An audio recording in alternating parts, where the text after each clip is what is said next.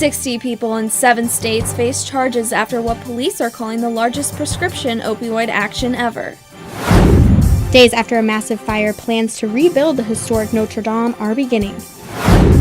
And in sports, the Blue Jackets swept the top team in the NHL. Those highlights coming up. Newswatch starts right now.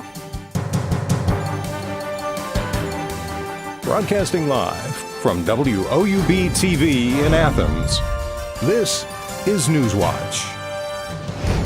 Good evening, I'm Elise Hammond. And I'm Rachel Cherry. Thanks for joining us. The body found in a Chillicothe park Monday has been identified. Police say 62-year-old Linda Roach has been reported missing since November. The preliminary autopsy showed no signs of trauma and gave no clear indication of how she died. The condition of her body suggested that she had been in Goldie Gunlock Park for months. This is the second death investigation this month involving a body being found in water at a Chillicothe park. 2 people are facing felony charges after a massive drug bust. A multi-county task force entered a home in Guernsey County. There they seized several pounds of methamphetamine, about 50 pounds of marijuana, cocaine, and about $100,000 in cash. Authorities arrested a male and a female who are being held in the Muskingum County Jail. 60 other people, including 53 medical professionals, are also facing federal charges after a crackdown on illegal prescription opioids. We're here this morning to announce the largest prescription opioid law enforcement action ever, the result of a partnership led by the criminal division of all of the components that you see before you this morning. The arrests came from the Appalachian Regional Prescription Opioid Strike Force. The defendants are from at least 7 states, including Ohio, West Virginia, and Kentucky. They are tied to prescribing more than 30 million pills. Fentanyl deaths are up 122% in West Virginia. Researchers at West Virginia University released the results of a study yesterday. The study says that the state leads the nation in deaths from fentanyl and has the highest per capita rate of overdose deaths in the country. The study recommends widespread distribution of the overdose reversing medication. Ohio is working to increase the regulation of hospitals when it comes to painkillers.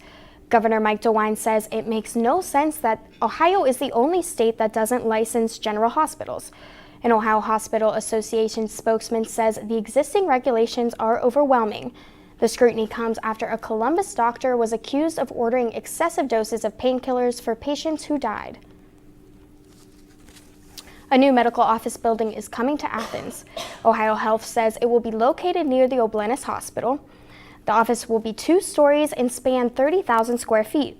The project will cost more than $11 million and is expected to break ground this fall and be completed by the fall of 2020. The building is said to provide space for future growth and serve as a healthcare hub for the region.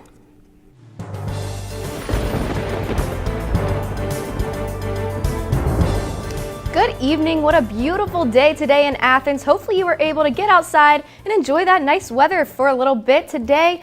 Right now it's 76 degrees and mostly sunny. We've got a calm evening for the rest of the evening tonight. Winds 8 miles per hour out of the south-southeast. And if you look around the region, we're seeing temperatures in the mid-70s as well. 76 in Athens, 73 in New Lexington, 73 in Newark, and 74 in Columbus. Now, it's never too early to look ahead to your weekend, especially on a holiday weekend.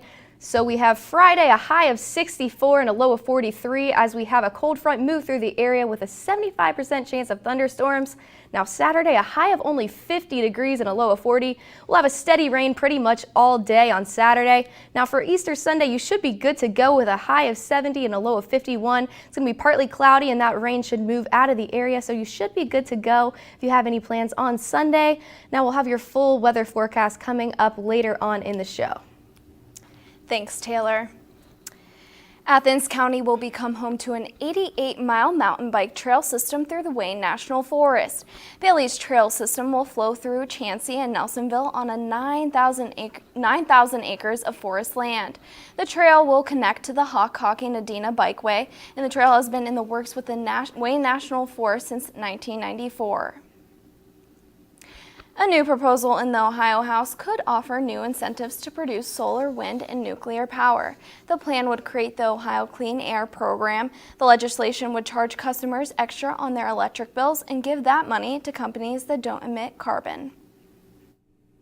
Betting on sports games and races could soon be legal in Ohio.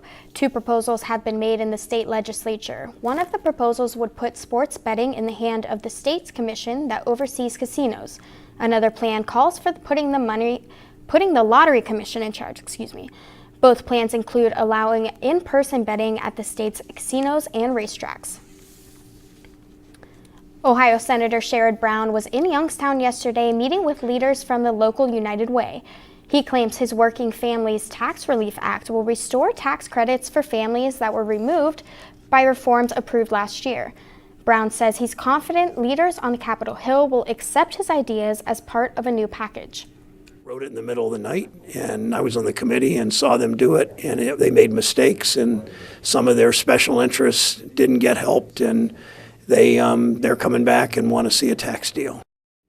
Brown says his measure would offer tax breaks to more than 4 million in Ohio who had taken earned income tax or child tax credits in the past. Nearly 1,000 schools were on lockdown today. How the manhunt finally ended. Plus, the president of France is setting an ambitious timeline for restoring the historic Notre Dame. How long experts think it will take? That story when Newswatch returns.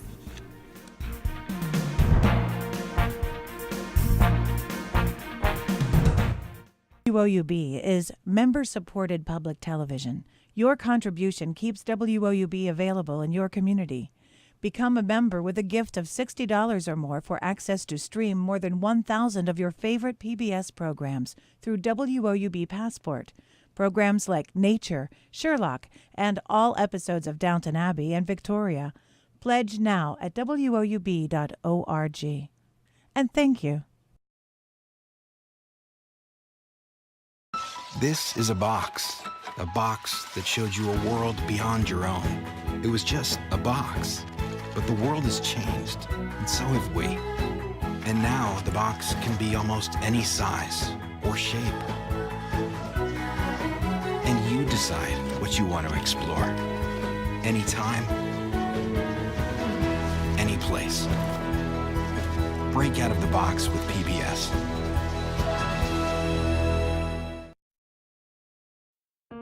PBS had a special on Pearl Harbor, and once Landon started watching the show about the Arizona, he completely became fascinated. That's Donald Stratton, and that's me.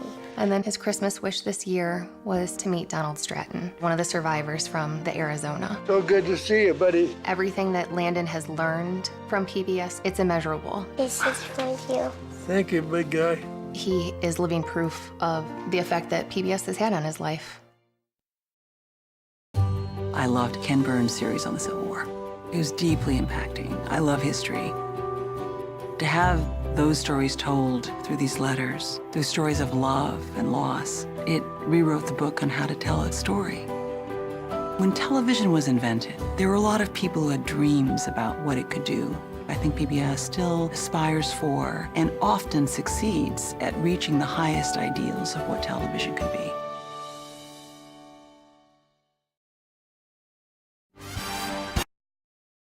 WOUB is member-supported public television. Your contribution keeps WOUB available in your community. Become a member with a gift of $60 or more for access to stream more than 1,000 of your favorite PBS programs through WOUB Passport. Programs like Nature, Sherlock, and all episodes of Downton Abbey and Victoria. Pledge now at WOUB.org. And thank you. I loved Ken Burns' series on the Civil War. It was deeply impacting. I love history. To have those stories told through these letters, through stories of love and loss, it rewrote the book on how to tell its story. When television was invented, there were a lot of people who had dreams about what it could do. I think PBS still aspires for and often succeeds at reaching the highest ideals of what television could be.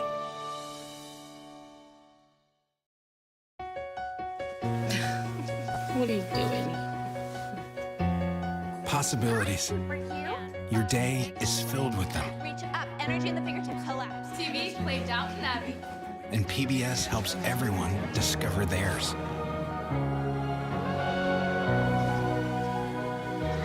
Anytime, anywhere. Up in the sky, you can see it.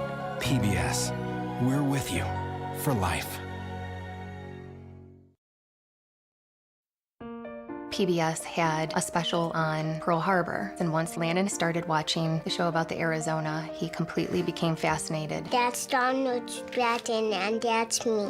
And then his Christmas wish this year was to meet Donald Stratton, one of the survivors from the Arizona. So good to see you, buddy. Everything that Landon has learned from PBS, it's immeasurable. This is for you. Thank you, big guy. He is living proof of the effect that PBS has had on his life. President Trump vetoed a congressional resolution seeking to end U.S. involvement in the Saudi-led war in Yemen yesterday. Supporters of the resolution say the U.S. shouldn't be involved in the war without explicit permission from Congress, but opponents say the U.S. is only offering combat technical assistance. Cathedrals across France rang the bells in honor of Notre Dame today, marking 2 days since a fire ripped through the Gothic masterpiece. Omar Jimenez is in Paris with more on the investigation and the plans to restore the iconic church. Rebuilding history after Monday's devastating fire at the Notre Dame Cathedral. French President Emmanuel Macron has set an ambitious 5-year timeline, though experts say full restoration will likely take 10 to 15 years. There's so much hope about rebuilding it and all the things that it can be. President Macron has said it will be even better than it was before. The French are incredibly resilient, and they are, after all, les batailleurs. So I think it will happen. New aerial images show how the fire ravaged the cathedral's roof and spire. Crews continued to pick through the charred remains of the ancient wooden beams. Officials say they're still investigating the cause, but believe it was accidental. They've interviewed dozens of employees working at the church before the fire broke out. Meanwhile, money for restorations continues to pour in. Nearly $1 billion have been donated so far, including millions from luxury brand LVMH Group. You know, the power of the symbol is very important. We thought that whatever we do, we have to donate money, but we also have to donate time.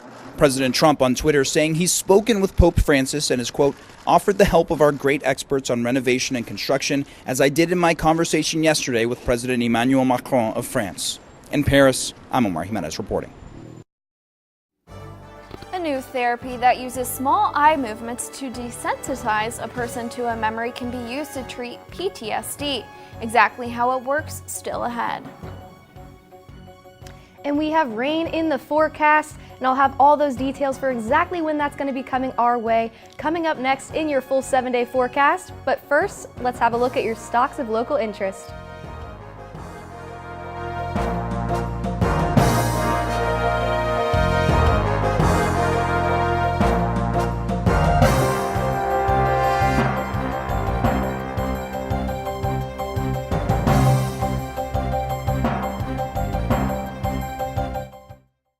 This is a box that showed you a world beyond your own.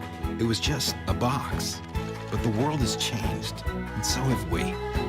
And now the box can be almost any size or shape. And you decide what you want to explore. Anytime, any place. Break out of the box with PBS.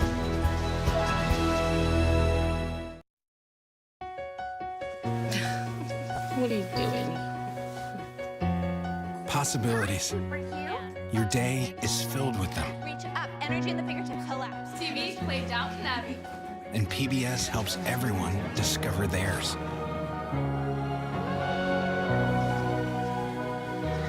Anytime, anywhere. Up in the sky, you can see it. PBS, we're with you for life.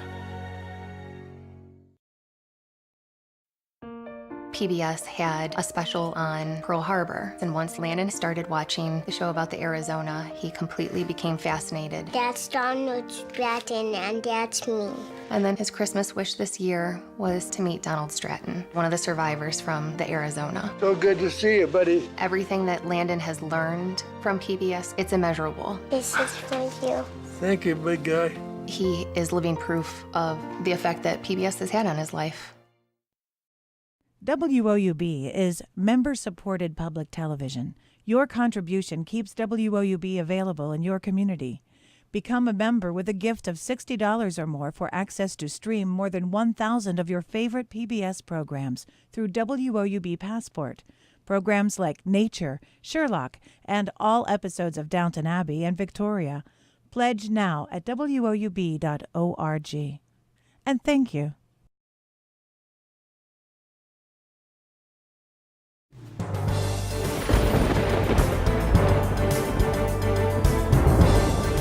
Good evening. What a beautiful day today in Athens. We were finally able to see some sunshine, got up into the upper 70s, and right now we're still at 76 degrees and mostly sunny. It's a calm evening for the rest of the night tonight. We'll have 8-mile-per-hour winds out of the south-southeast. Around the region, we're seeing temperatures in the mid-70s as well. 73 in Chillicothe, 76 in Jackson, 77 down in Ironton, 73 in New Lexington.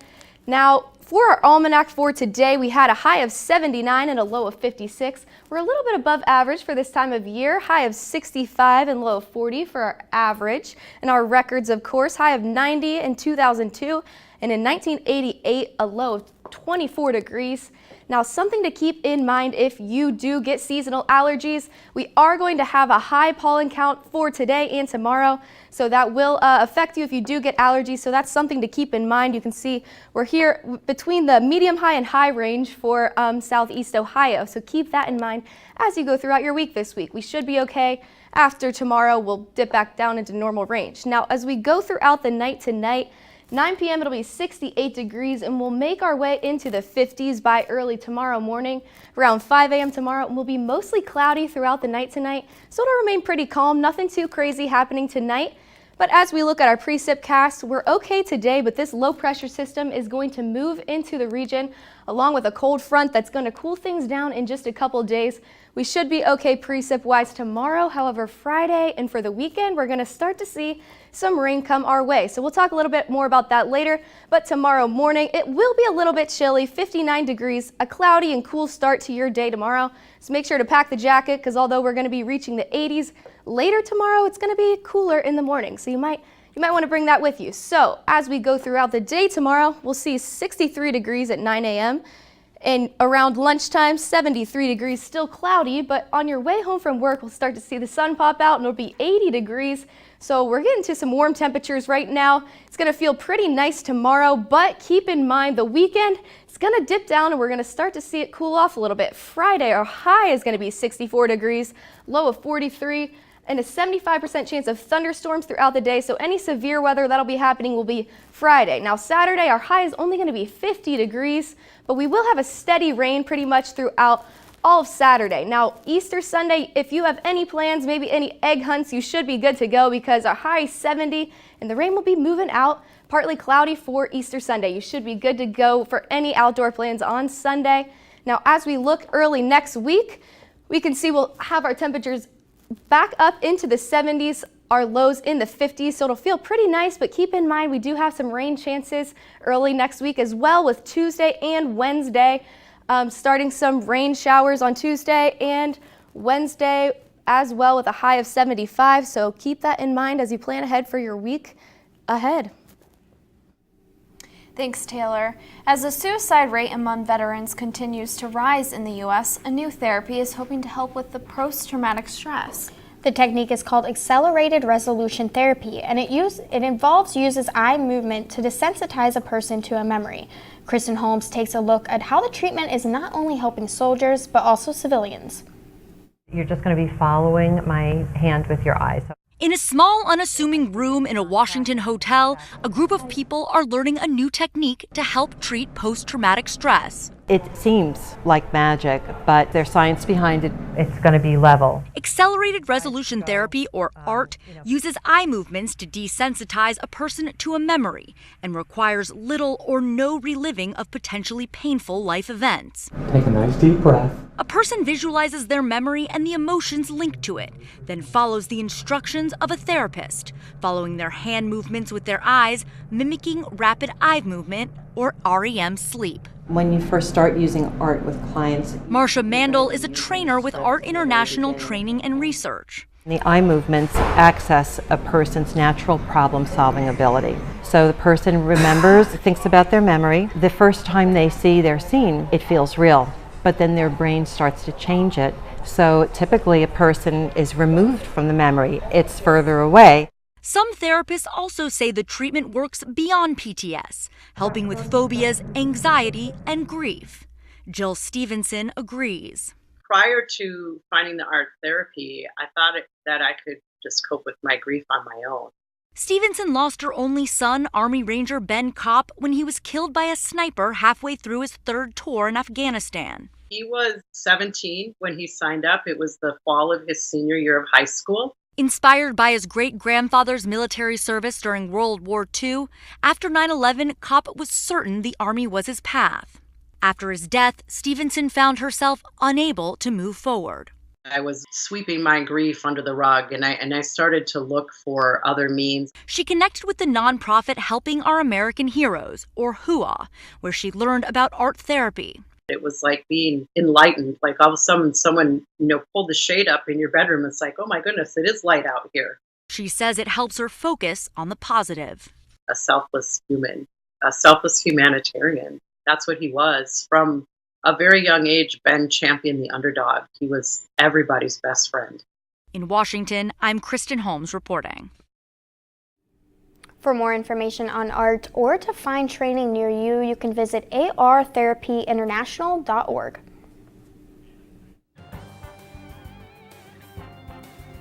Good evening, everybody. I'm Ben Schwartz. The Ohio baseball and softball teams both fell short in their games yesterday, but the Columbus Blue Jackets made history last night in their sweep of the Tampa Bay Lightning. Those stories and more when Newswatch returns, but first, here's a look at what's coming up tonight on your public television station.